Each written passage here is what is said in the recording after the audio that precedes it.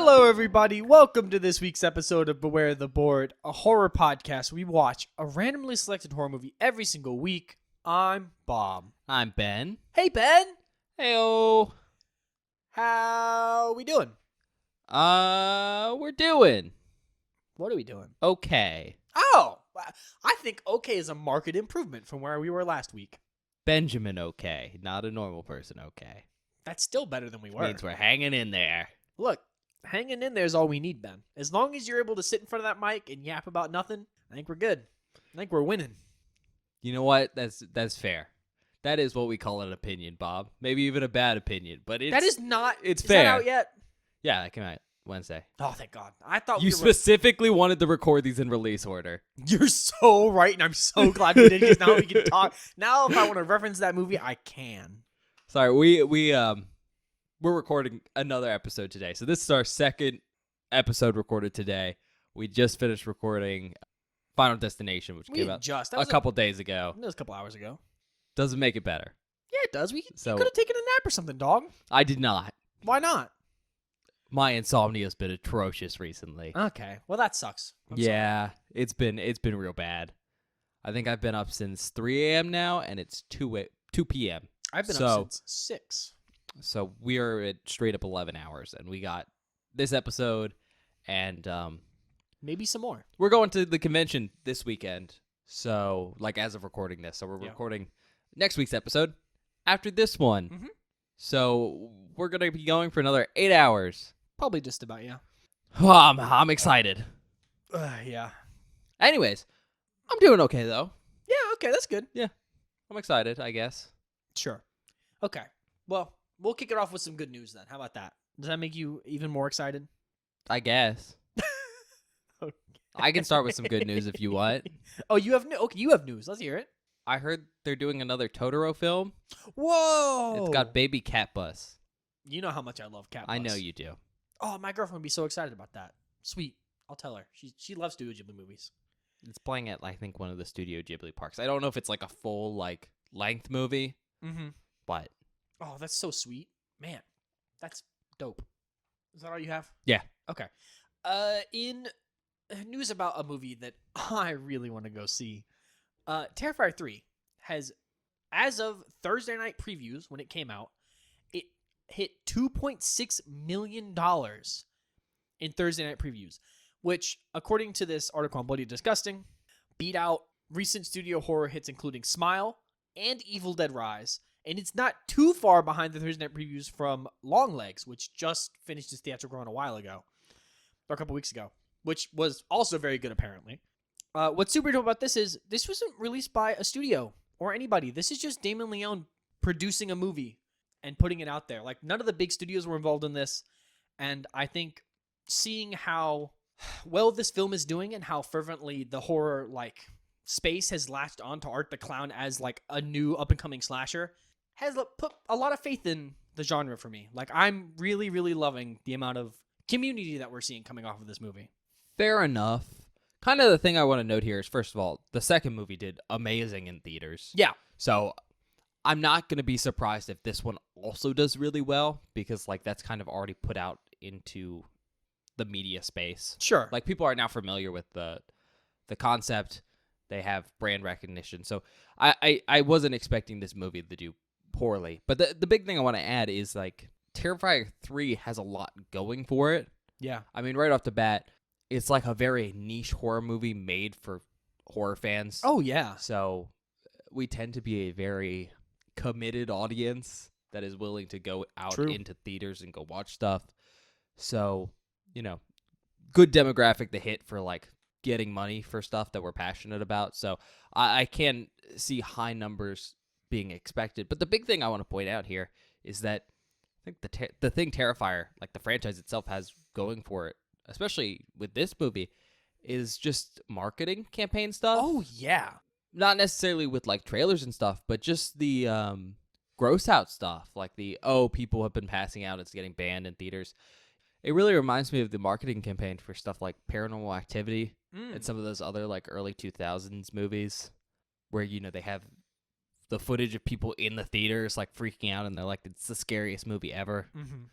It reminds me a lot of that, which help those movies do really, really good. Yeah, and I've also, I didn't see a ton of stuff about 2 when it came out, aside from the people talking about how gross it was. But for 3, they went, and maybe it's because like my algorithm knows that I like this sort of thing, so I'm seeing it more often. I've been seeing tons of like ads for it, but it's like stuff like they do fun things where they'll send David Howard Thornton out in costume, and he will go to like a spirit Halloween and like scare people and stuff, and like that stuff's just fun and entertaining. And I think can really like pull in more of a general audience for the film. I mean, it's the combination of some of the stuff I mentioned, where they're just good marketing now because they know it's going to succeed, but they're also just standing on the back of 2, which really spread the word about the 2 was franchise. Good. I like 2. That movie's doing well. I want to go see it in theaters at some point. It's one of those films where it's like, yeah, we should save it for the podcast, but like, I'm kind of too much of a fan to want to have it spoiled before I get to go see it. I can go watch it, and I can go tell you how it was. Fuck you. I want to see it for myself. Okay, look at this. We're literally talking about it. I clicked on the article on Bloody Disgusting. It pulled up a Terrifier 3 ad. Yeah. That's. I mean, it's big money right now. It is. It is. The next thing I want to talk about, there are tons of older horror films that are kind of hard to get your hands on or have not been upgraded to HD or Blu-ray. Or UHD. 4K. Yeah, any of those. Trick or Treat is receiving a 4K restoration from Arrow Video. Trick or Treat or Trick or Treat? Trick or Treat. Trick, apostrophe R Treat. Okay, the one with the Sam. Pumpkin. Yeah, Pumpkin Head Kid. I don't know. Is that his name, Sam? I haven't seen that. Yeah. Yeah, so it's going to get a brand new 4K release in the US, UK, and Canada from Arrow Video. It's on pre-order right now. You can either grab the limited edition 4K Ultra HD release or the limited edition Arrow store exclusive version, which features original poster artwork. Both will be released in the US on October 29th, 2024. The 4K Ultra Blu-ray limited edition includes brand new 4K restoration by Arrow Films, approved by the writer-director, Michael Dougherty, which that's pretty cool. The writer-director was like, yeah, I like this restoration. It works. A 4K Ultra HD Blu-ray presentation in Dolby Vision, HDR10. What the fuck is that? Some of that sound stuff. It depends. Ooh, there's archival audio commentary by the director, conceptual artist Breen Burns, storyboard artist Simeon Wilkins, and composer Douglas Pipes. Tales in Folklore and Fright, an archival featurette with Michael Dougherty, Bree Burns, and Simeon Wilkins. Tales of Mischief and Mayhem, filming Trick or Treat, an archival interview with the director on making of the film. Sounds of Shock and Superstition, the scoring, an archival featurette featuring the director and Douglas Pipes, the dude who did the music. I mean, there's, oh my god, okay. I was going to read all of it, and then I kept scrolling, and there's just 4 stop. billion things. No, it's a big Basically, if you like this movie, and you want all of the commentary and behind-the-scenes stuff, this Blu-ray has a lot of them. An absolute ass ton. I mean, Trick or Treat, it's one of those films, like, I really like it. I don't think it's a perfect movie, but it is, like, an amazing Halloween film. I've heard it's really good. We didn't watch it for Halloween. Nope, we've yet to watch anything. Did we for not Halloween. watch it? No, we've never seen it. Are you sure? Yeah, we didn't watch it. Oh. What do you watch on Halloween? It was Halloween. Haunt? Haunt. That movie sucks. It does. Night of the Demons? Maybe? I think it was Night of the Demons. Which I like Night of the Demons. That's a good movie. I can't believe you haven't seen it yet. What do you mean, dog? I only watch movies for this. I know. I haven't put it on the podcast. I was just like, wow, I can't believe we didn't put it on there. I think you said you're saving it for something. I think probably when we do anthology stuff. That's what it was. I was about to say, you literally told me when we recorded that almost 2 years ago that you were saving it for when we do horror anthologies. Now I'm going, we haven't covered the horror anthologies yet. So yeah, that's a good one. We could also watch All Hallows Eve. That's a good one. Not good. That's a cool one. I was going to say, not necessarily a good one. Yeah. That's the original Terrifier film, if anyone's the original curious. film featuring Art the Clown, I guess. Yeah, it's not David Howard Thornton, though. It's a different It's guy, a different actor. Which I think is actually pretty sweet. Yeah, he does an okay job. It's a couple like shorts that Damien Leone did. Yeah. Anyways, that's really cool. A lot of stuff's getting released on UHD now. It's kind of becoming the new standard, I think. For a couple years, like it's been out for a while, but it has been kind of like this luxury thing. But I think so many people are starting to switch over to UHD now and are just wanting to buy films specifically in UHD or are willing to upgrade old films. That we're starting to see a lot of releases of old stuff. Yeah, continuing on that trend, this is another one that's getting the same treatment. And I've never even heard of this movie, and it's directed by a director that I really love, so I can't believe that I've never heard of this. From the director of The Exorcist, William Friedkin, comes Bug. It is getting a 4K Ultra HD Blu-ray re-release from Kino Lorber on November 26th.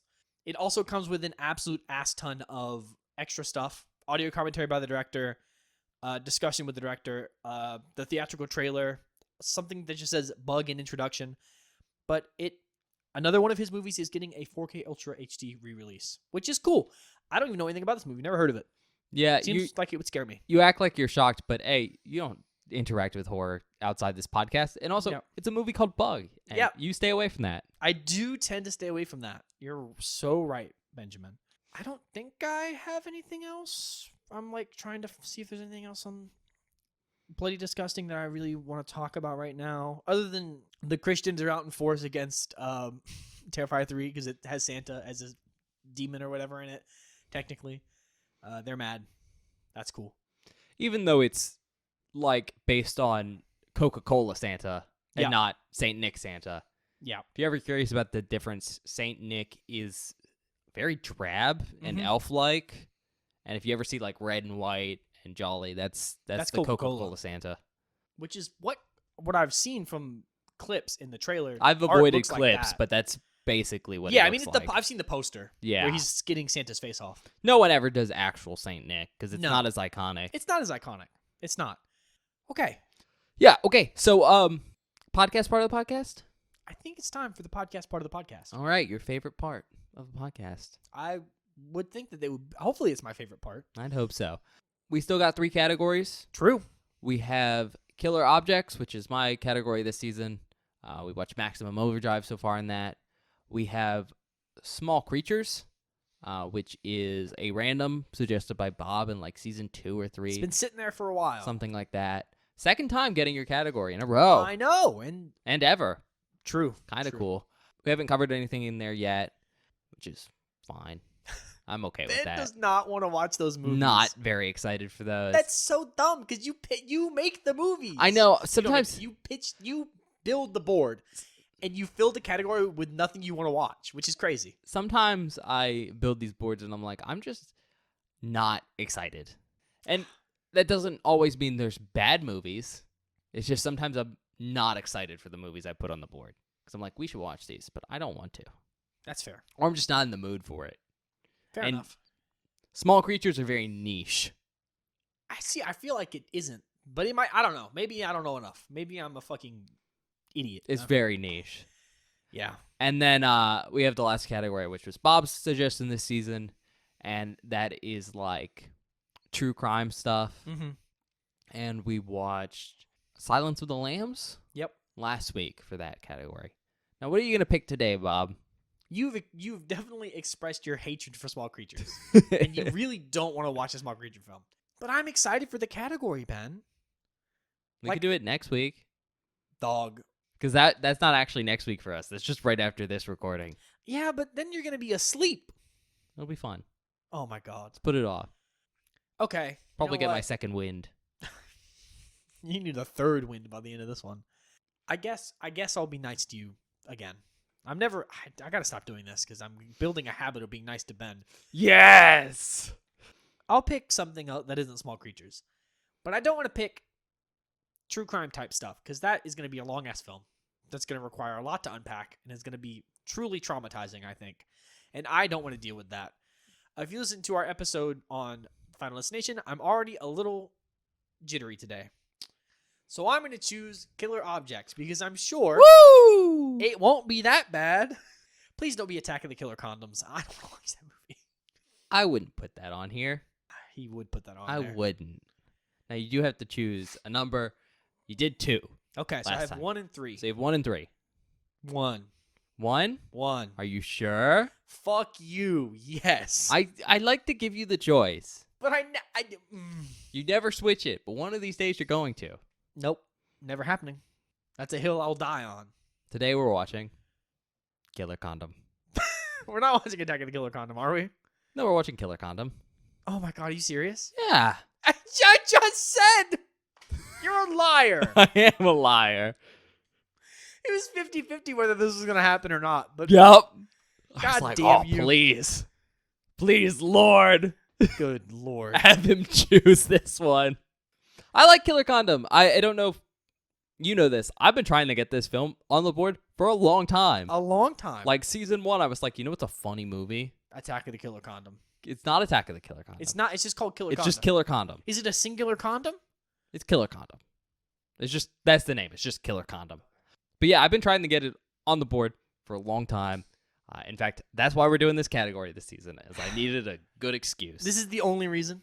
This is the only reason. That's and I want you to fucking know crazy. right now. It just happened that we could also cover Maximum Overdrive and whatever our third film is. Attack of the Killer Bong, mayhaps. Mayhaps. Rubber? Mayhaps. Attack of the Killer Tomatoes. Mayhaps. Although that's actually food. Yeah, you're Like, right. You I said can't don't really do food. justify that. I could Yeah. justify Maximum Overdrive, but Maybe it's the Ginger Dead Man. I think that's also a food. Well, okay, but it's like not though. I guess he is a He's food. a gingerbread man. Yeah, he is a gingerbread man. That Well, it's Gary what Busey. part of that is not food? Nobody actually eats those. Do you not eat gingerbread men? They kind of suck. Well, no, you don't eat the ones that come with gingerbread houses because those aren't made for eating. But like an actual gingerbread cookie, like a ginger cookie. You ever had ginger snap cookies? Ginger Snap is a movie about a werewolf.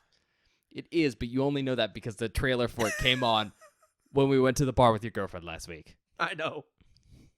Don't pretend like you're smart and you know things. I know very little. I know. All right. We're going to get into Killer Condom. You're stalling me. I'm not stalling You're anything. stalling. Killer Condom came out in 1996. Hell yeah, dude. Sing And- your scream. The thing I want you to know right off the bat is it is a German movie. It's a German movie? Oh, yeah. This That's film, awesome. Entirely in German.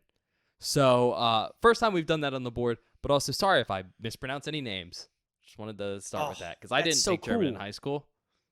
Bob did. I did. I took some in college, too. In either case, description for this movie. Did you know that Bob is in this film? Oh, not again. We're not doing this again. Fucking fuck you. If you're wondering why he's saying again, it's because on our Phantasm episode, which we did for the convention prep, I said Bob thinks he's in this movie. But I'm actually in this movie. But you are actually in this movie. There's not a motherfucker named Bob in this movie. You are actually in this oh movie. my god, I'm gonna fucking explode. Length, it's an hour and 47 minutes long. Why is it for an hour 45? And I believe we are going to be watching the director's cut today, so it's a little bit longer. Oh my god. I'm not sure what the difference is. It's not rated. A 2-hour movie about Killer Condom.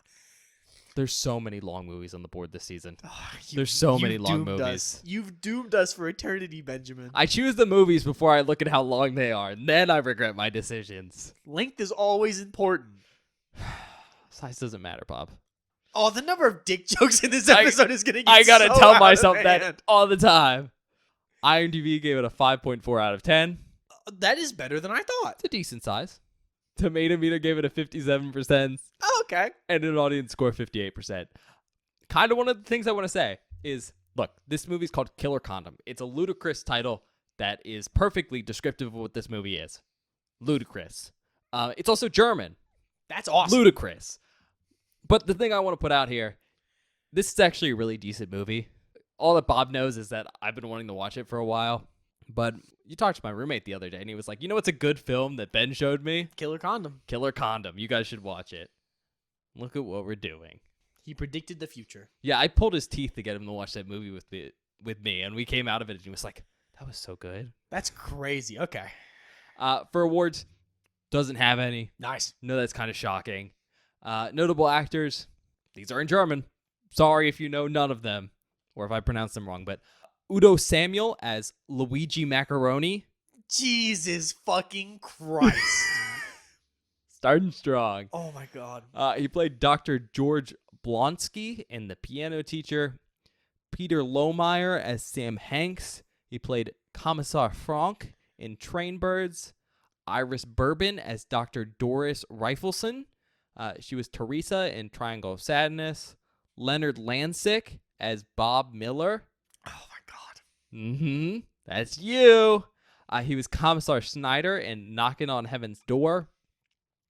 Mark Richter as Billy. He was Heiner in Portrait of a Married Couple.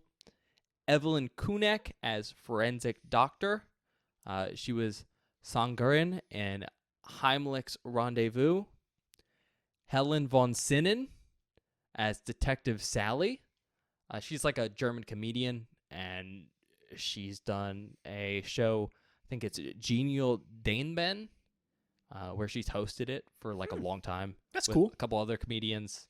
She's won some like awards for that show, but she's been on 597 episodes between 2003 and 2024. God damn. 'Cause again, she's the host for the show.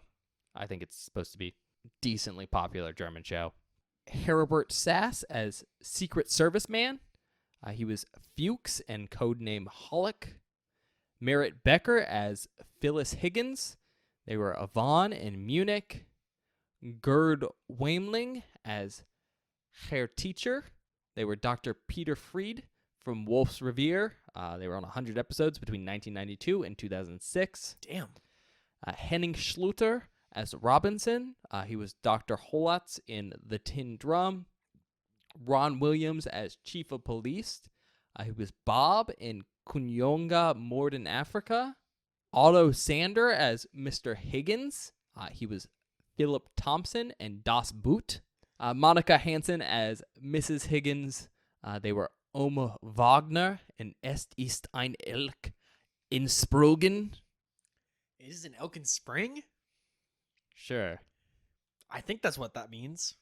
Gode Benedicts as Policeman O'Brien. They were a helmsman in The Three Musketeers, the 2011 movie.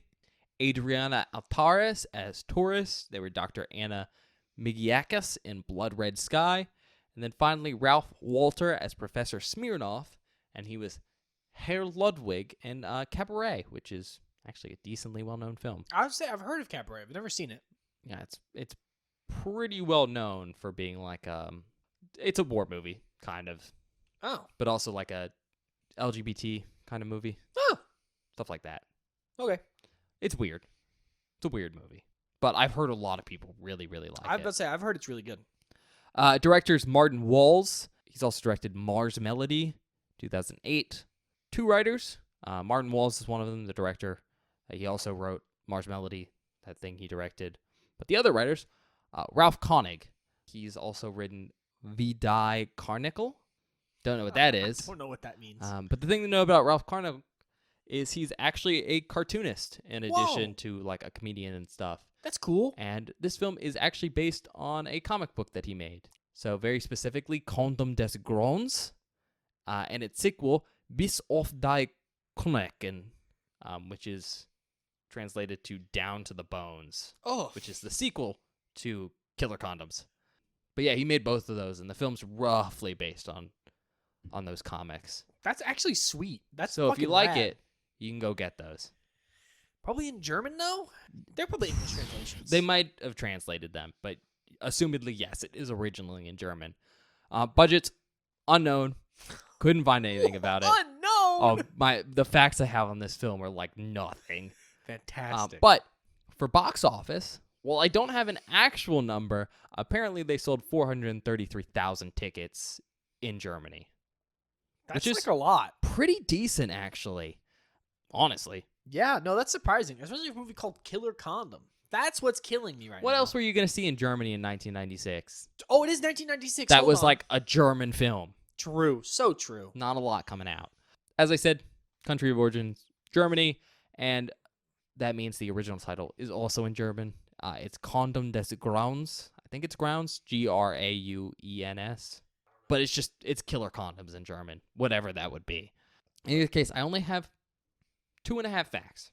So my first fact is we've established this film's in German. Yeah. Like, we're going to have subtitles on it and everything like that. But what I want to note is that while it is in German, it is not set in Germany. Huh?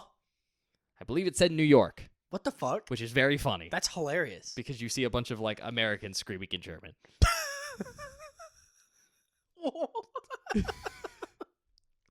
This movie's gonna make me lose my fucking Oh, mind. it's going to be so fun. But kind of thing I want to note is that obviously this was a German film. It was being distributed in Germany. Yeah. It did eventually come to the United States, but it was distributed under Troma Entertainment.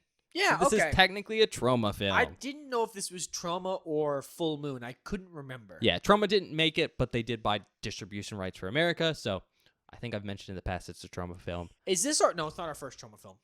No, it's Mother's not. Day was Mother's our Day first was, Troma. which is not a good movie. It's It's okay. I like that movie. This is a better movie. Fair. Mostly because Troma didn't make This this is a one. Troma movie. It's distributed by Troma. Are we gonna need the bucket, big dog? I think you'll be okay, but I can get the bucket if you want. Well, I'm just like, cause look, I never know, Bob. I'm gonna be honest. I never know with but you. Troma has distributed some heinous films, They have, like Poultrygeist. and this is called Killer Condom. So do with that what you will. Yeah. But what I think is really funny about Troma distributing this is they did some fun marketing stuff. Oh. So to promote the film at the Cannes Film Festival, they apparently brought a 6-foot-long fanged condom. That is some Troma type shit. Which is exactly what you'd expect of that company. Oh, I love Troma. So They're much. wild, and it's really great. The urge to pitch Troma every season. Every season, I want to pitch that as a category. Nothing stops you. My want for you to not kill yourself because you would not be able to handle a whole category of Troma. You'd explode, Benjamin. There's not many great movies from Troma. My point. But I do love Troma movies. There's a lot of fun movies from Troma. Yep. But those are very different things. Yep, exactly. With that being said, my last fact is probably the least interesting, but this film was restored in a 4K resolution from its 35mm original camera negatives, and that was released on Blu-ray by Vinegar Syndrome. And you guys can't see it, but Bob looked over at my TV because I have that sitting under my Blu-ray player. So we're going to be watching it in 4K today. Oh, that's so sweet. It's released in 2023. It's kind of cool because it's the first time the film has been like super widely available in like a nice definition. Oh, that's so cool.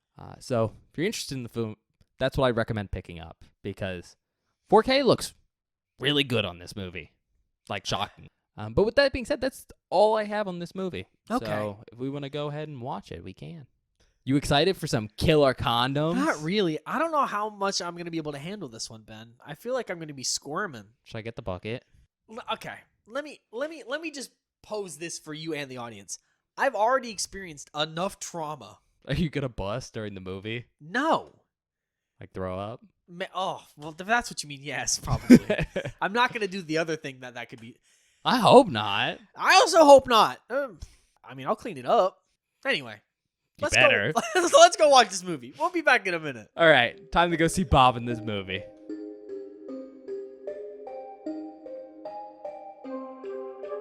Hi, everybody. Welcome back. We just finished watching Killer Condom. Yeah, said the name right this time.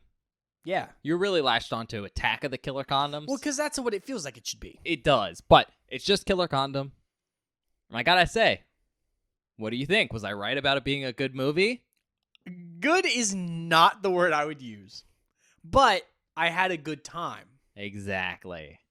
You expect like a schlocky, shitty film, and it's surprisingly not that, but also is that at the same time. It's schlocky, but it's surprisingly like well-made and stuff. That's fair. With that being said, I'm just going to dive into it. So, going to give a brief rundown, and then we're going to actually talk about the movie. As always, we recommend you go watch the film without any spoilers, because that makes the film better. I will say this is one of those films, though, that I think can be kind of hard to get your hands on. If you're planning on buying it, again, I'd recommend you go get, like, the 4K Blu-ray. It looks really good. It does look really good. And I've seen the Blu-ray as well. And that also looks, I think, just as good for the most part. With that being said, the rundown of this film is pretty simple. We're following Luigi Macaroni. He's a Sicilian detective living in New York City. And he's investigating a string of, I think the technical term is crimes against humanity. I think that is the word on the wanted posters, yes. But specifically, a bunch of people are getting their penises bitten off for some reason. And no one knows why. Macaroni's on the case. Now, if that sounds as ludicrous as to me as you think it does, this movie gets so out of hand so fast. Oh, it does. His name is Luigi Macaroni, which, first of all, hilarious. Stupid and hilarious. It's almost as good as, like, the fact that, what is it? I think Mario's full name is Mario. And his brother's Luigi Mario, yes. Yeah, it's just as insane. But that sounds good. Check out Killer Condoms. I think it's worth a watch. That's going to be my sell. I think it's worth a watch. Well, yeah, if you've never seen it, watch it. Like, it is one of those movies that is sort of an experience. And it's very hard for me to describe. That being said, ready to get into it? Sure. Okay.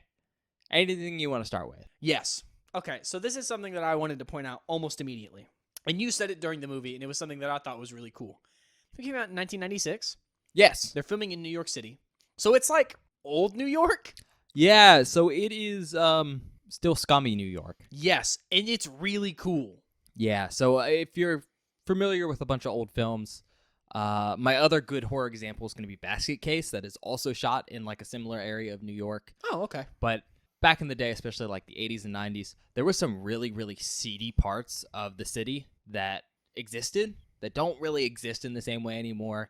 And when I say seedy, I mean like a bunch of electronic stores and like sex stores, block to block kind of stuff. And it's just really interesting to see. It is really interesting to see. And most of the film takes place in this part of town, basically.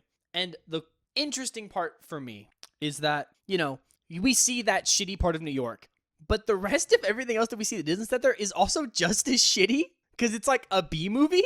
So it's very consistently looks bad, but it all matches and feels like it's all set in the same universe. Yeah, I think the description I would use is everything kind of looks grimy and run down. It looks disgusting. Because I think they're shooting a lot of this on location in New York. I'm sure some of it was shot On sets and stuff. in Germany because, again, Oh, yeah. German film. But yeah, there's a lot of B-roll with like Macaroni walking around New York because if you don't know, I'm not sure if the laws have changed, but I know you are just allowed to film in New York and you don't have to ask for permission for like passerbys to have them sign stuff. That's why shows like the Eric Andre Show can film there, which if you don't know is like a skit show where this comedian does some weird stuff. Weird stuff is not the... He does some absolutely insane bits. You know how many times he had the cops called on him? I know, it's great. It's very funny. Oh, it's awesome. My favorite is when he goes on the train. I wasn't even thinking about the train. I got fired for Fruit Loops. In either case, lots of New York shots. Really cool to see. It is really cool. Because there's just this experience of getting to see places in films that don't exist like that anymore. Mm-hmm. I'm fairly familiar with New York. I've been there a lot for whatever reason. And it's just cool to see because it's just very, very different. Yeah. And I think that's kind of the benefit of, when we watch older films on the show that are set on location and filmed on location is we just get, it's like seeing something encapsulated in time in such a cool way. Oh, and this feels like such a time capsule. Oh, it absolutely does. There's so much stuff in this movie that I'm like, that you can't make that now. No one would be okay with that. Yeah, I think that's kind of a good transition to one of the big things you're going to notice about this film immediately once you watch it, which is not exactly super evident, I think, starting out. No, it wasn't. Because it's not very spelled out to you unless you, I think, read some of the descriptions on the content. But this film is super gay. Oh, yeah. And I'm not trying to use that as like a derogatory. No, it's just super, super, super gay. Macaroni is gay. Macaroni's very gay. And a lot of this film is set at like, it's essentially a brothel, but it's like a cheap, sleazy motel. Yeah. Where a bunch of prostitutes work. I think it's literally called the Quickie Motel. It's called the Quickie Motel, which is, just perfect naming. But, a lot of the film deals with, like, gay culture and stuff like that in these scummy parts of New York. And, it's just permeates everything. Mm-hmm. In fact, a lot of the movie deals with Macaroni's internal monologue, with how, he interacts with the world and with the seedier parts of New York as a gay man in the late 90s. And it's really cool. It's super interesting. I want to say right off the bat, this film is shockingly progressive. Oh, yeah. For being a film that features homosexuality very prevalently from the 90s. Well, and also like BDSM and a lot of like just general sex stuff that feels like it should be more, or okay, if this was an American movie, let's put it this way. This was an American film, none of that would have made it into the movie. No. This is very much because it's a German movie. It's German. And I don't know, it's a weird thing to see like this super gay yet progressive film that's called Killer Condom. Killer Condom. It's just a bizarre matchup, but it does really, really work. It works, yeah. And there are lots of like undertones and stuff that we will maybe get into later about what's going on and why it's happening. But I will say it handles all this stuff really well and tactfully in a movie that is ludicrous and stupid. Yeah, it jokes around with it a lot, but I do think it handles it very well. But that is something to note. If it makes you uncomfortable because, they don't show anything like super graphic, but No. it is there. Jumping off of what we were just talking about with, a lot of this movie is Luigi dealing with his internal monologue. At one point in the movie, I looked at Ben and said, is this like a noir detective story? It is. Yeah. It's a noir detective movie with, it didn't cross my mind. It's so wild how much of a character piece this movie is, while also just being an absurd movie about killer condoms. Yeah. For how absurd this story is, it's very well written. And I think that comes from the fact that it is an adaptation.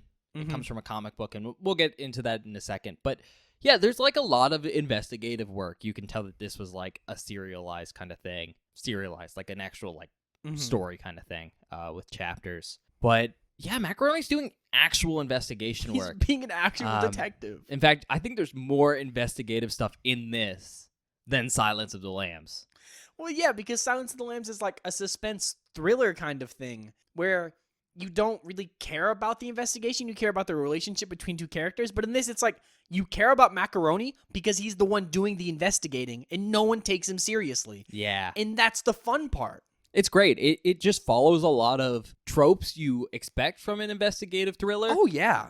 But with a ludicrous concept because Macaroni treats it very seriously. I mean, it takes the classic like 1920s LA noir detective story of like a detective investigating all these murders and being like a sort of like troubled person, and then takes it and makes it, first of all, he's gay, which they're normally not gay. But then also like instead of like a cabaret, it's like the bar of the like sleazy motel. It's Hotel Quickie. It's the Quickie Hotel. Yeah, it's the Quickie Motel. So like instead of that, you go there, and instead of like a nice detective office, it's like the shitty precinct of the NYPD in the slums of nowhere. And like Macaroni also just like kind of looks like a scumbag a little bit. Oh, it's great. He's like balding and he's always smoking a cigarette. Always smoking a cigarette, Like- no matter what, in the shower, Drinking alcohol. with the cigarette still lit in his mouth. Like it takes all of these tropes of like a LA noir detective story and turns them on their head, but in the most interesting way possible. Yeah, it flavors them, I think, really well. It does. It all works. It all works in the universe that the movie has built. And that's a good stepping off point, too. The universe of this film is so heavily inspired by the comic book. We've talked about films before that like are adapted from comics. This one does just an absolutely amazing job of capturing that spirit. I don't know if you noticed it. Did you at all? I mean, I guess, but not really. Because it's fairly subtle, but there's certain things that are shot in this movie that are like, I can tell scene for scene, the director going, I'm trying to represent this panel in the comic. Oh, that's so cool. For instance, right at the beginning of the movie, we see someone yell and it like blows the hair on someone else's head. Oh my god, I didn't even think about that. Or there's a bunch of close-ups of people and they'll be making weird facial expressions and you can look at it and go, oh, I can see exactly how this would be drawn on your character. Like there's a cop named Sally. Oh, Sally's so good. And we get this close-up of her like growling and stuff. And then the perp she's looking at, his hair stands on end. At one point, Macaroni's tie is like curled in a very cartoony way. There's some weird like sound effect stuff that happens in the background. Yeah. It's just really cool because, we saw something like Creepshow, which is also like a comic book inspired thing that is very blatant about its comic book inspiration, like with all the coloring and stuff. And what I think is so cool about this one is it is blatant about it, but it blends it into the realism of this world. Yeah, that makes sense. That's Like, cool. It can slip past your notice because it feels real, even though it's over-exaggerated in a way that's very comic book-esque. I hadn't even thought about that. I think that's really cool. And, it's, like I said, little things like facial expressions and some sound effects, but also character design. Like, there's one character walking around at the end of the movie with a big bandage on her nose, and I'm like, that's so, like, comic booky. Oh, yeah, for sure. Or Macaroni's character design basically always has a cigarette in his mouth, so they took that to the always literal extreme of, okay, we're always going to have the actor have a cigarette in his mouth. And I think that's just a really great attention to detail, and I can tell that the writer associated with this actually made the source material. It's really cool. No, it is really cool, and it's really good because, like I've been saying, this movie is ludicrous and ridiculous. We're watching condoms with teeth bite dongs off, okay? Like, constantly seeing that. Because everything is just as ludicrous and ridiculous as everything else we've seen, the universe feels so real. Like, it all works together in such an interesting way that, yeah, I'm watching this ludicrous thing, but it doesn't feel that absurd. Oh, it blends so perfectly. And I mean, even the fact that this film's in German and said New York, I don't really care. it works because It of how works. ludicrous this film is. Which, quick aside, I just want to show Bob the picture of Macaroni's like costume design, Yeah. like for how he's drawn, and just to demonstrate how good they do with, I think, casting. But that's Macaroni. Oh my god, that's what the comic book looks like? Yeah. That's such an interesting comic design. But But that's really good, like, I think they do great with stuff like that. yeah. With that being said, probably the most important thing they carry over from the comics is the design of the Killer Condoms. Oh, And first of all, wild thing, I forgot to mention it because I thought I'd save it, but the consultant for the creature designs on this film is H.R. Geiger, yes, the artist responsible very famously for helping design the Xenomorphs from the Alien franchise. yeah. That guy worked on this movie, which, if you know anything about him, is not very shocking because he's really into, like, Weird shit. weird sex stuff, Yeah. which, I mean, Killer Condoms are. But I think they look really great for how They're- simple they are. They are really good, and that's the problem. It's essentially just a condom with teeth at the Yeah. entrance hole, and then they put some, like, red goo and stuff on the inside. But it looks so much better than that. But it's done in such a expert way that it looks like an actually effective creature and not this It $3 prop. Yeah, it doesn't look goofy or ridiculous. It actually, honest to God, looks terrifying. They also have a lot of sequences where it's just the condoms, like, rolled up, Yep. moving around, and it's a very much a shitty, like, stop motion kind of thing, or, oh, we've attached a small string to them and are pulling them.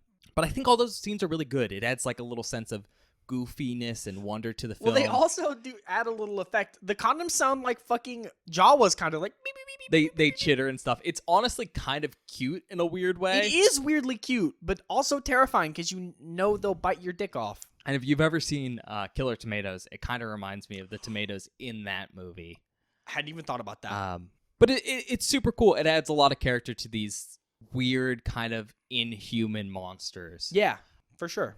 But yeah, I think they're really well done, and they kind of make this film work. Because I think if our Killer Condoms had been too goofy, it would have just ruined the tone of this detective noir story. Oh, yeah, because they have to be scary. If they're not threatening and scary, it doesn't work. No, and they are a weird body horror thing. Oh, they're fucking... I actually hate them. I mean, it's established pretty early on their big thing is they bite people's penises off. Yep. And they don't eat them. Nope. They don't need to eat. So when they bite people's penises off, they just run away with them inside their body. And then leave them wherever. It looks Foul. horrifying. Yep. Yeah. Because, normally they're like flaccid because there's nothing in them. But when they start scooting around with a penis in them, foul. But yeah, I think they work really effectively. And shockingly, again, not goofy in the way you think it's going to be. No, actually really horrific. Because it's goofy, but they're horrifying enough to take seriously. That's the thing, is this movie is also just like sort of funny in a very dark way. And I think that the fact that the condoms are in some scenes sort of cute and like almost not scary is comical, but it works. It like works perfectly because as soon as they flip and start biting people's dicks off, it's like whiplash and it works perfectly. Oh yeah, when they're rolled up, they're fine, and then when they're not, it's horrific. it's like, oh, there's teeth and slime, and it's gross. Great switch. Glad to see the film do that. It really works. And again, I think that's a good reflection of this film in general, of being able to be really serious at times and then very funny at others, which is kind of the thing. This film is very, very funny. Oh, it's incredibly funny. Like, I have such a great time watching this film. There's tons of parts to, like, laugh at. For instance, one of my favorite jokes is there's a character named Bob, and one night Luigi got really drunk and had sex with Bob, who's used to be a cop, and essentially switched Bob into Bobette. And, like, the funniest joke in the film is Luigi cannot call him Bobette, and every time he's like, Bobette goes, "It's Bobette!" It's very funny. It's good. No, it's really good. But there's also other little jokes, like the yellow hanky, I was about to say the yellow hanky is one of the funniest jokes in the movie. which involves Sam, that's Macaroni's partner, and they have just such a fun back and forth chemistry. Oh, it's so good. But yeah, it's just a lot of fun, I think.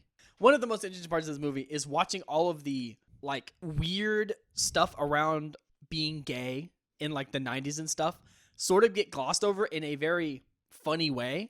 Yeah. Like they deal with it really well. Like at one point, like Sam and Macaroni are having this really emotional moment, and Sam goes, "Have you guys never seen Friends? We're friends. A real male friendship A real before? male friendship." After they touch foreheads. And all the other cops are just like, "Ah."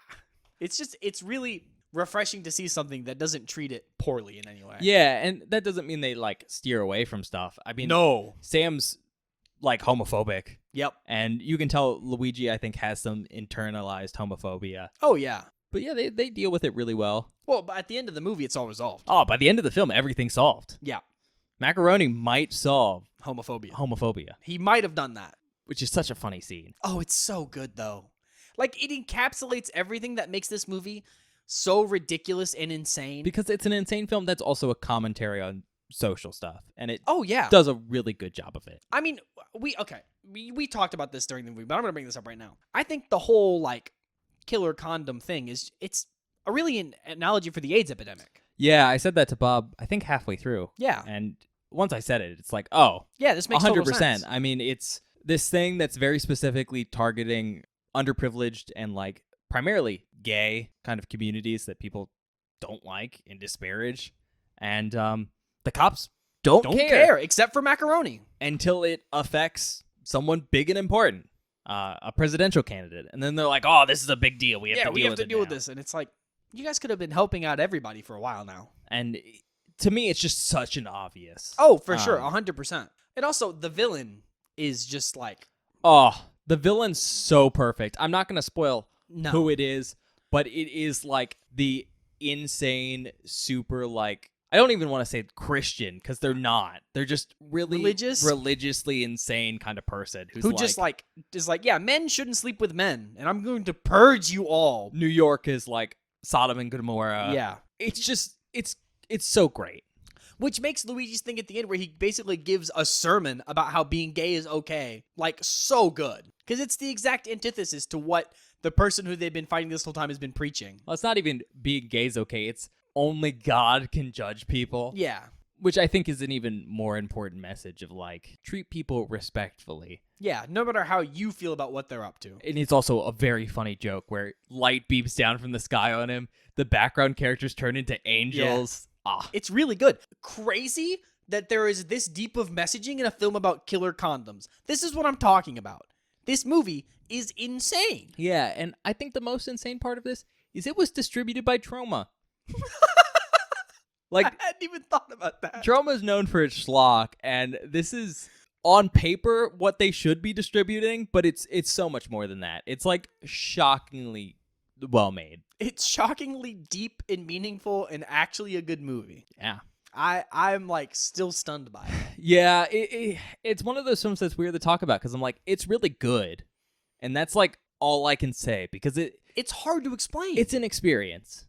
Like, so much of the film is stylistic stuff that is, you know, representing like this comic book stuff, but it's also like a good detective story.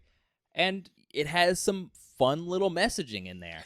There's even, to go even deeper while we're still here, there's even stuff about Luigi, like, dealing with the fact that he, like, doesn't... He's a stranger in a strange land. He's a stranger in a strange land. I mean... That's because he's Sicilian. Every, like, 10 minutes, they start playing what sounds like the music from The Godfather. Yeah. And he has an internal monologue. About being Sicilian and how much he misses his mom. The old country. Where they had donkey salami and donkey milk pasta. But like, also, what I was trying to get to is, like, it's an even deeper thing about, like, Luigi, because he's trying to find love in a world where he doesn't feel like he should be loved, which does not need to be there. Like, it does not need to go that deep. We don't need all this background, like, all this stuff. And the movie ends on a really, like, sweet note with him, like, finally finding somebody and being like, I'm gonna go home now. Yeah. It really is one of those pieces that feels like it came from the heart. I wouldn't be surprised if, like, the author of the original comic book based some stuff on his own life, because there is just so much depth to some of the character designs. Yeah. But yeah, again, shocking amount of heart for a movie Killer Condom film, and Killer Condoms. that really is, I think, the biggest takeaway for this movie. Yeah. No, Like, it is. This is a great watch just to show people and have them be blown away. That's what I'm saying. Like, I came in expecting a lot of what I got. I will admit. I mean, I told you it was really good. Yeah. My roommate told you it was really good. But you still get all of the things you expect from a movie called Killer Condoms. Like, you still get all the gross, like, monster stuff. You still get all, like, the dumb, like, ludicrous things you expect. But then you get all of the extra stuff with all the character work and, like, the set design and the practical effects and the actual, like, writing and story. Oh, so much attention to detail, too. So much. Like, we've talked about some of the comic book stuff. At one point, I'm pretty sure they put people on dollies and pulled them in the background because that's how people walk in comic books, is they don't move. I caught it. Ben didn't notice. I said, go back. You have to see this. Yeah, it's just great. It's just really good. And there's also, we've kind of talked about it, but stuff comes back around. There is so much little shit that has incredible payoff. There's something that happens, I don't know, 30 minutes in, and then 40 minutes later I went, oh no, that's the guy from 30 minutes ago. Oh, yeah. And he's been in the background of every fucking shot. It's awesome. Man, this was a good movie. Glad you liked it. You see why I was trying to put it on the board for, like, forever? Yeah, this is like the perfect, this is not to, spout anything crazy, but this is like Toxic Avenger levels of like awful, but also incredible. Yeah. I mean, it's like Trauma Classic for real. It's a trashy film, but you can tell it's a labor of love. Do you have anything else to say about the movie, though? I like the music Honestly, a lot. Music's good, yeah. The music is really good. They do great with some parody pieces. Oh, yeah. There's a whole Jaws sequence. Yep. And obviously, we've already talked about the Italian Godfather music, Sicilian music, yeah. All right. In that case, I guess recommendations? If you like Trauma. Yeah. This reeks of Trauma. I mean, that's just like the first thing. I know Trauma didn't make it. But Trauma distributed it for a good reason. Mm-hmm. I mean, who else would distribute a thing called Killer Condom? Full Moon. I don't even know if they do it. You don't think Charles Band would get his hands on this one? Nah, because it's German. It's Maybe a harder not. sell. That's fair. Like Trauma. If you like practical effects, I think they're really good. Even though there's not a ton of like actual like gore, aside from like maybe some severed penises here and there. And they're not like insane practical effects. No, but they're good monster effects, more specifically. And I like the condoms. For how cheap they are. They and look also, really we great. haven't talked about it. There's a fucking, of course, there's a lab at the end of this movie because it's a fucking like weird sci-fi monster. Oh, it looks like looks incredible. I was gonna say you can tell H.R. Geiger helped with that because it looks like the ship from Alien. from Alien. Yep, and it looks really good and it's really sweet. Not the Nostromo, the alien ship. Yeah. If you want a weird detective noir story, that's what this is, through and through. Would you be mad if I had put this on True Crime? Yeah, you mentioned that during the movie, and I said I would have been pissed. But I could have done it. You could have, absolutely, and I would have been pissed when we started, but when we finished, I wouldn't have been mad at you anymore. If you want a gay movie's so gay. Main character's gay, lots of gay stuff, gay movie. Yeah, like Rocky Horror Picture Show level. Maybe Probably more. I was gonna say beyond that. Although they shockingly don't show any genitalia. No, there's except for severed peens. But those are like fake. Yeah, no real penises to be seen. They're really good at blocking it out or and no not showing real it. boobs or anything. There's no nudity except for ass. Yeah, there's ass, but that doesn't really count. I mean, depends on who you ask. Yeah, fair enough. But I think those are my recommendations. All right, honestly, I only got 2. First of all, if you're a fan of anyone associated with this project, I think the big one to recommend here is H.R. Geiger, because I think that's so funny. Actually really relevant. But my other big recommendation is I think just for the experience, getting to say you saw Killer Condom is really funny, especially when you take the strong stance of going, oh, it's really good. I had a great time. And I think this is just a great film to have in your back pocket that, like, show the people as, a what the fuck moment. Why is this enjoyable? I mean, it's on the same level as something like The Day of the Beast. Like, it's on that same level. Where it's just an insane film that probably shouldn't work on paper. But is incredible. Like it a lot. Yeah, me too, man. That being said, you want to give it a rating? I know what you're going to give it. I already know. Yeah, I wouldn't do that. You would. It's okay. What did I give Day of the Beast? Do you remember? I think a 5. No, I think I gave it like a 4.5 or something. Oh, really? Yeah, I think I stopped myself from giving it a 5 because that movie's fucking wild. You did give Final Destination a 5, though. I did, but Final Destination is more of a movie for, like, I can't show this to anybody. That is fair. This movie is not for everyone. It is very niche. It is, yes. And I think we only like it because A, we're trauma fans. Yeah. B, we like practical effects. C, we also like just bad movies usually. Like we are horror fans, and this feels like a movie for people who are into the things that horror fans are generally into. Also, I'm going to put this out here. This is definitely a 90s film, and it would not get produced nowadays. Oh, that too. Oh, there's so many slurs. Oh, They're just firing them out left and right. Absolutely. So, Final Destination gets a 5 because I could show that to most people and it would be okay. This, a much more niche film that I personally really, really loved, but I don't think could get a 5. That's fair. But also, it's in German. You know, people don't like that. Oh, that was sweet for me. I loved listening to it. It's so funny because a bunch of words are like borrowed from they're English. Like the same. So they're just screaming stuff in German, and then it's just block of English sex type words. Yep. But it's going to get a 4.5 because I really like this movie. I think I'm also going to give it a 4.5. Yeah, I think it fully deserves it. I which think is crazy for me to fucking say. I was honestly on the border of giving it a 5 because, you know, I've seen this movie before. I just watched it like a couple weeks ago with my roommate. Really? Yeah, that's why he brought it up. Is because we literally just watched it when I got the Holy DVD. shit! I'm gonna have to talk to him about this movie. And I had just as fun of an experience this time watching it as I did the first time watching it, and I think that goes to show how well blocked out and written this film is. Which again, shocking to say, and I do think some of the enjoyment is how shocked I am by the film. That is most of the enjoyment, I think, is how you start the movie going in with such a low bar, and then it just like throws you through the roof, and it's crazy. Because again, I think part of being a really good film is going beyond expectations, and this film definitely blows it out of the water. With that being said, I think you have sold me on the fact that this film's not for everyone, and for how much I enjoy this film and you enjoy this film, it's definitely very niche. Yeah. And if you do not fall into, like, kind of, I think, the perfect focus group for this film, it's not going to be fun. They could totally show this at the place we went and saw Slither. Oh, yeah. And it would go over fantastically. Yeah. Probably. But, yeah, if you're not, like, the correct audience for this film, it's probably not great. And it's nearly 2 hours long. It is nearly 2 hours long. Like, the actual movie itself, because we were watching the director's cut, is 154 minutes. Not 154. An hour and 54 minutes. Which is and then there's like 4 minutes of credits. Which I think comes out to like it's 118. 118, yeah. Yeah, but it's really, really long, and if you don't groove on this film, you're not going to enjoy it. That's a long time. Yeah. It was a long time because I'm tired, but yeah, it's a lot. But if you enjoy it, you enjoy it. You don't. So 4.5, I think, is a fair assessment. I think that's a fair assessment coming from us. Yeah. We had a good time. We did have a really good time. It's very funny. With that being said, I guess we're going to go to outtakes now. Yeah. Don't know what we're keeping. That was a lot. Yeah. We'll see what makes it in. All right. Well, we'll be back in a second. Yeah. See you guys in a minute.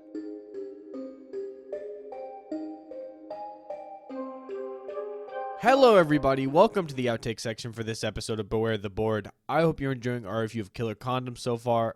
I really love this movie. I think it's super duper weird, but also very, very fun. But without further ado, let's get into the outtakes. This first clip is our reaction to the first attack of the Killer Condom, and also our reaction to meeting Luigi Macaroni for the very first time. Bob, your mouth is just hanging open. This is horrific. Oh, it's so much fun. Fun is not the word I would describe. No, it's going to be fun. Unless you don't like the thought of people having their dicks mangled. I don't think I like the idea of people having their dicks mangled. Well, if you don't like that, this is going to be an awkward film. Yeah. Not the reason I thought you'd think this film is awkward, but... No, that whole interaction made me really uncomfortable. Oh, that was the point. Non-smoking elevator.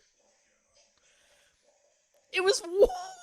Yep. Who's this guy? That is Luigi Macaroni, our main character. He's not the main character. I can't handle this.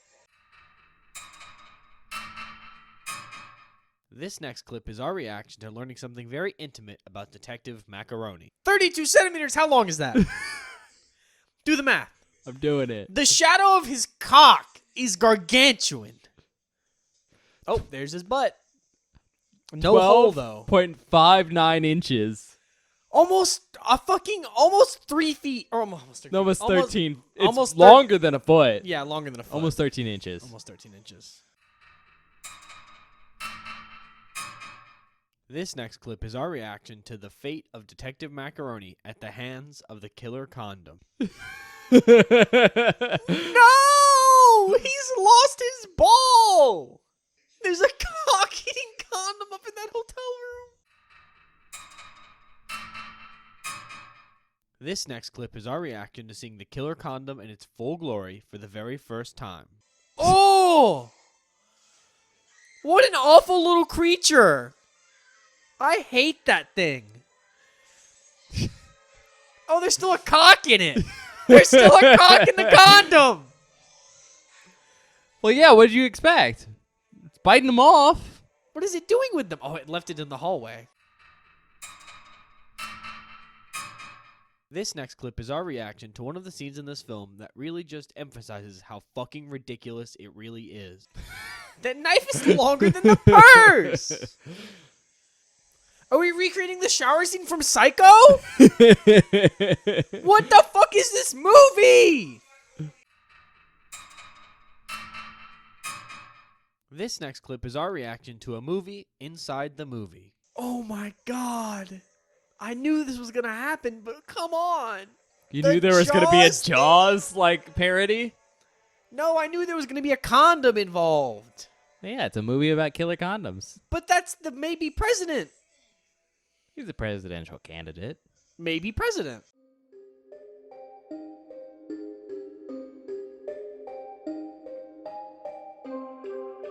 Hi, everybody. Welcome back. I hope you enjoyed the outtakes. Do we have any announcements, Ben? Not really. We finished up convention prep, so I think the only thing to really announce is that we are doing Halloween Horror Awards soon.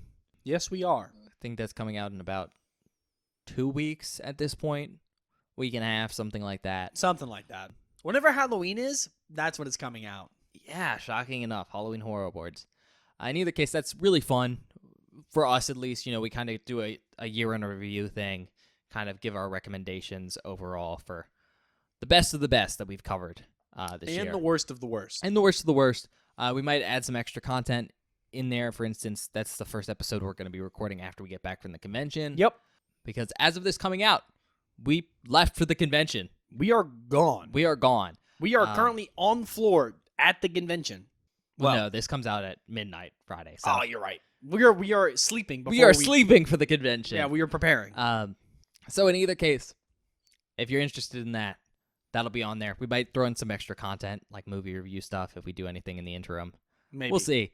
But outside of that, you know, we got some stuff cooking, so stuff might come out soon. We always have stuff cooking. It just never gets done. We're so bad at scheduling stuff. Oh, we are awful. We are god awful. With that being said, you know, usual spiel. Check us out wherever you get your podcasts, Spotify, Apple Podcasts, other podcast-specific platforms. If you're checking us out on any of those sites, please give us a quick rating or review. That really helps us out with getting seen by other people there. If you really want to help us out, though, you could suggest us to a friend. That's probably the best way for us to get new listeners, and we really appreciate that. You know, spread us around like a free condom. Maybe don't take free condoms from your friends. Well, don't take free condoms from a man you don't know. Yeah. How about that? That's fair. Especially, like, unwrapped condoms. Yeah, in a weird-looking box. They came unwrapped. That's why they were so cheap. I know. In either case, you could also check us out on YouTube, which, well, not the best place for audio-only content, is pretty nice for helping us out. You know, we can see your likes, subscription, views like that. It's a cool way for us to gauge, like, how you guys are enjoying the podcast. Yeah, for sure. Because our RSS feed kind of sucks for that stuff. Mostly. It's gotten better. It has gotten better as of recently, but it won't stay that way. Yup. But it really helps us out to be like, oh, people are actually watching this stupid thing we do. Yeah, like people liked this episode, or like people didn't like this episode, or like comments. I love engaging with comments. We appreciate them. With that being said, in addition to that, YouTube has a couple cool tools you might be interested in. There's a bell button, which lets you get notified whenever we post something new, which is especially handy if we're posting something out of our usual schedule. So we're coming up on kind of the big holiday season for us. You know, we got Halloween Horror Awards. Thanksgiving, Christmas, stuff like that. So that'll notify you when we post something that isn't on our usual like Friday schedule. But there's also a search button on the YouTube channel, which lets you search keywords in all our videos. So if you're looking for a specific movie title to see if we've covered it, that's an easy way to do that. But big thing with YouTube is it's one of the two major places to communicate with us at. You can do that in the comment section of a specific episode if there's something you want to talk to us about there, or you can go over to Twitter at Beware the Board and go chat up Bob. Have a nice little conversation with him. Maybe let him know what you're into. Have a little hanky sticking out of your right back pocket. Is it yellow? Could be yellow. Could be red. No. Not the red one. You just got to tell Bob so he knows. Don't bother me if you got the red one. I'm just putting that out there. The yellow one, I can handle that. The red one, I cannot. Like Ben said, check us out on Twitter at Beware the Board. It's where we post updates about the show, information about the show. Basically, if there's anything you want to know about the show, it goes on our Twitter. On Mondays, we post a spoiler post for that week's worth of episodes, which is a hidden movie cover you can reveal, so you can watch the film before we do. So whenever you listen to the episode, you don't get any spoilers. We're being vague about stuff, you know what we're talking about. Then on Fridays or whatever other than an episode goes live, I always post a link to the episode whenever it goes up. So if you ever miss an upload or when someone up, there's always a link there. Last thing, we make short-form content for the show over on Beware the Board on TikTok and on YouTube Shorts. So if you like short-form content and want to support the show, check us out there at Beware the Board on TikTok and on YouTube Shorts. Ben, I think that's it. All right, well, we'll see you guys next week. Yeah, see you guys next time.